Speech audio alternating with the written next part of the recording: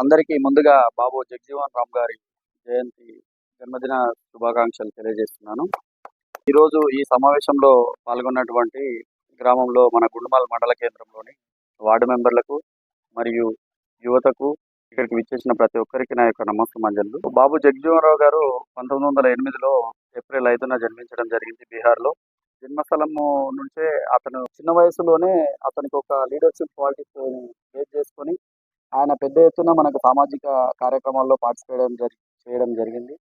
So ముఖ్యంగా ఏంటంటే కార్మికుల విషయంలో, దళితుల విషయంలో ఆయన తీసుకున్నటువంటి కార్యకలాపాలు అనేవి హర్షించదగ్గగా ఉన్నాయి. స్వాతంత్ర సమయంలో కూడా వారు కీలక పాత్ర పోషించారు. ముఖ్యంగా మంత్రిగా మరియు ఇండో పాక్ యుద్ధ సమయంలో కూడా ఆయన రక్షణ మంత్రిగా ఎన్నో సేవలు అందించారు.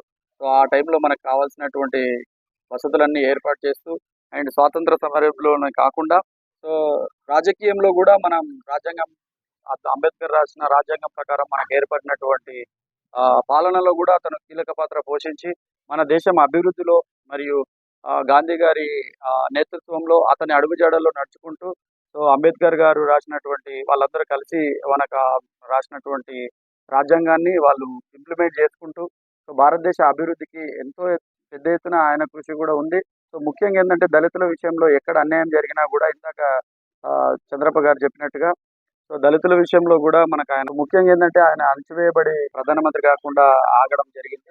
సో ఇప్పుడున్న పరిస్థితుల్లో అందరూ ఎదగాలి, అందరూ మనం రాజకీయంలో అందరూ సమానమే, ఆ కులాలు మతాలు అతీతంగా మనం ఎదగాలనే ఆశయంతో వారు పనిచేశారు. సో ఇప్పుడున్న మన యువతకు కానీ గ్రామంలో ఉండే పెద్దలకు కానీ నేను తెలియజేసింది ఏంటంటే కులాలకు మతాలకు అతీతంగా మనం అభివృద్ధిలో అందరం పార్టిసిపేట్ చేస్తూ వాళ్ళ అడుగుజాడల్లో మనం కూడా నడుస్తూ మన దేశ అభివృద్ధిలో మనవంతు పాత్రగా మనం ఎంత చేయగలిగితే అంత వాళ్ళ అడుగుజాడల్లో నడుద్దామని చెప్పేసి ఈ సందర్భంగా నేను సందేశం ఇస్తూ ఈరోజు ఏప్రిల్ 5వ తారీఖు బాబు జగజీవన్ రామ్ గారి 118వ జయంతిని పురస్కరించుకొని గుండుమాల్ మండల గ్రామ పంచాయతీ దగ్గర ఇక్కడ వార్డు మెంబర్స్, గ్రామంలోని ప్రజలు అందరం కూడా 118వ బాబు జగజీవన్ రావు జయంతిని జరుపుకోవడం జరిగింది. ఆయన స్వాతంత్ర సమరయోధుడు, సంఘ సంస్కర్త. 1908వ సంవత్సరంలో జన్మించినటువంటి ఆయన ఈ దేశానికి ఎనలేని కృషి చేసి భారత ఉప ప్రధానిగా కూడా ఆయన సేవలు అందించడం జరిగింది. అందుకని ఈరోజు ఆయన 118వ జయంతిని పురస్కరించుకొని గుండుమాల్ మండలం గ్రామ పంచాయతీ దగ్గర ఈ జయంతిని జరుపుకోవడం జరుగుతుంది. ఈరోజు గుండుమాల్ మండల కేంద్రంలో గ్రామ పంచాయతీ దగ్గర గౌరవ సర్పంచ్ గారు పుల్ల శ్రీశైల యాదవ్ గారు, అలాగే AK sports academy chairman Anji Yadav గారు, అలాగే గ్రామ పెద్దలు, వార్డు మెంబర్సు, అలాగే మహిళలు అందరూ కూడా పెద్ద ఎత్తున ఈరోజు గుండుమాల గ్రామం లోపల బాబు జగజీవన్ రామ్ గారి జయంతి ఘనంగా జరుపుకోవడం జరిగింది. మన బాబు జగజీవన్ రామ్ గారు ఈ దేశానికి అనేక సేవలు చేశారు.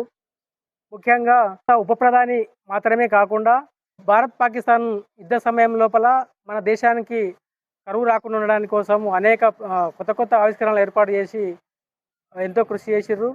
అలాగే ఈ దేశం లోపల కేంద్ర మంత్రిగా కూడా పనిచేసిండు. లేబర్స్ పైన కూడా అనేక ఉన్నటువంటి మార్పులు తీసుకొచ్చిండు, గొప్ప సేవ చేసిండు. కానీ ఈ దేశం లోపల తను ప్రధానమంత్రి అయ్యే అవకాశం ఉన్నా కూడా కొందరు కుట్రల వల్ల కూడా తను ప్రధానమంత్రి కాలేకపోయిండు. ఈ విషయాన్ని గుర్తుపెట్టుకోవాలి. ఆయన చిన్నప్పటి నుంచి కూడా అంబేద్కర్తో పాటు సమానంగానే అనేక రకాలుగా కుల వివక్షత కూడా గురైండు.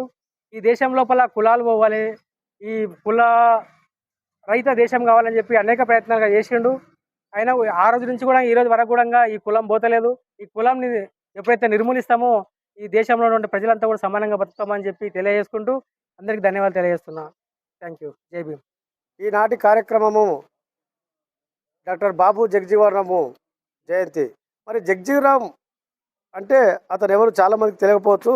బాబు జగజీవన్ రామ్ అంటే ఒక మాదిగ కుటుంబం ఉన్నటువంటి వ్యక్తి, ఒక దళితుడు. అతను బీహార్ రాష్ట్రంలో షాబాద్ జిల్లాలో జన్మించిండు. 1908 సంవత్సరంలో పుట్టి 1986లో అతను పరమపదించారు. 50 ఏళ్ళ రాజకీయ అనుభవము, అతను సుదీర్ఘ పోరాటంలో చేసి అనగారి కులాలకు ఎన్నో సేవలు అందించి హక్కులు కల్పించిండు. స్వాతంత్ర సమరయోధుడు, బహుప్రజ్ఞశాలి, ఆర్థిక శాస్త్రవేత్తగా పార్లమెంటులో అతి చిన్న వయసు లోపలే బీహార్ రాష్ట్రంలో 27 సంవత్సరంలో ఎమ్మెల్యేగా గెలిచి నెహ్రూ ప్రేరణలో అత్యధికంగా ప్రాతినిధ్యం వహించిన వ్యక్తి ఒక దళితుడు అంటే భారతదేశంలో ఒక బాబు జగజీవన్ రామ్ అని చెప్పుకోవాల్సిన అవసరం ఉంది. మరియు తెలంగాణ రాష్ట్రంలో అప్పటి కాలంలో బుర్గుల రామకృష్ణ ప్రేరణలో ఒక మాదిగా మంత్రి పదవి ఇవ్వాలంటే మరి శంకర్ మహాదేవ్ గారికి ఒక మంత్రి పదవి ఇవ్వాలంటే బాబు జగజీవన్ రామ్ చెప్పడం వల్లనే శంకర్ మహాదేవ్ గారికి తెలంగాణలో మంత్రి పదవి రావడం జరిగిందంటే అది బాబు జగజీవన్ రామ్ వల్లనే వచ్చింది. ఒక మాదిగ కులానికి కూడా ఒక మానవ రాజ్యాంగం ప్రకారం రాసిన హక్కులను కాపాడుకోవాలంటే అతను ఎన్నో సేవలు అందించారు. మరి భారతదేశానికి బహుజనులకు 2 కళ్ళు, ఒక కన్ను అంబేద్కర్ అయితే రెండో కన్ను బాబు జగజీవన్ రామ్. మరి అంబేద్కరు బాబు జగజీవన్ రామ్ కంటే 17 ఏళ్ళు పెద్దోడు. మరి అంబేద్కర్ రాసిన రాజ్యాంగం ప్రకారం చట్టాలను అమలు పరుస్తారని చెప్పి ఇతను పార్లమెంట్లో ఎన్నో విషయాలను కొట్లాడి దాన్ని అమలు పరచడంతో కృషి చేసి ఎంతో సహాయం చేశాడు. మరి ఆ కాలంలో కాంగ్రెస్ నెహ్రూ ప్రేరణలో మరియు కాంగ్రెస్గా దళిత నాయకుడిగా నమ్మిన పట్టుగా ఉండి 3 శాఖల్లో పనిచేసి ఒకటి మొదటిగా కార్మిక శాఖ అని, రెండవది వ్యవసాయ కార్యకర్త కానీ వ్యవసాయ మంత్రి కానీ, మూడవది రక్షణ శాఖగా ఇచ్చాడు. మరి 1977లో ఎమర్జెన్సీ ఇండియా ఏర్పడ్డప్పుడు రక్షణ శాఖ మంత్రి ఉండి ఎన్నో దేశాల కోసం కాపాడిన వ్యక్తి బాబు జగజీవన్ రామ్. మరి బాబు జగజీవన్ రామ్ విషయం ఏంటంటే ఇంకా చాలా తెలుసుకోవాల్సి ఉంది. అతను అన్నగారి కులంలో పుట్టాడు, ఒక దళితుడు. అతని 1908లో పుట్టి 1909 వరకు అతని ప్రాథమిక విద్య, 1929లో అతని మెట్రికులేషన్ చదివాడు. ఆ కాలంలో మెట్రికులేషన్ అంటే 10వ తరగతి. 1931లో కలకత్తా మద్రాసులో పట్టభద్రులు అయ్యారు. తర్వాత అతని స్వాతంత్ర సమరలో పాల్గొని మరి స్వాతంత్ర ఉద్యమంలో పీటీటీ ఉద్యమంలో గాంధీతో పాటు ఆయన ఉద్యమంలో సేవలో పాల్గొన్నాడు. ఆ తర్వాత అంచెలంచెలుగా రాజకీయంగా ఎదిగి మరి 5 శతాబ్దాలు అంటే 50 సంవత్సరాలు రాజకీయ అనుభవంలో ఉండి ఒక్కనాడు ఓటమి లేకుండా ఉన్న వ్యక్తి, దళితుడు, మహనీయుడు అంటే ఒక బాబు జగజీవన్ రామ్ అని పార్లమెంట్లో చెప్పుకోవాల్సిన అవసరం ఉంది.